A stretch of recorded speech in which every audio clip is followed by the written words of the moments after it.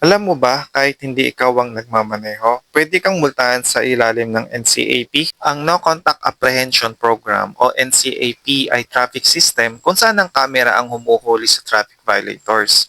Walang hinto, walang traffic, walang enforcer, pero may multang darating sa bahay mo. Ang goal, bawasan ng korupsyon at gawing mas high-tech ang pagpapatupad ng batas trapiko. Pero maraming motorista ang nagrereklamo. Late ang notice, mahal ang multa, at kahit hindi ikaw ang driver, ikaw pa rin ang mananagot. At higit sa lahat, ang mga isyong katulad nito. Abante na sa ulan, abante na sa ulan, abante na sa ulan, konting bilis na. Noong 2022, pinatigil muna ito ng Supreme Court dahil sa mga isyong yan. Pero ngayon, ilang LGU ang gusto itong ibalik basta raw ayusin ng due process. Solusyon ba ito sa traffic at corruption?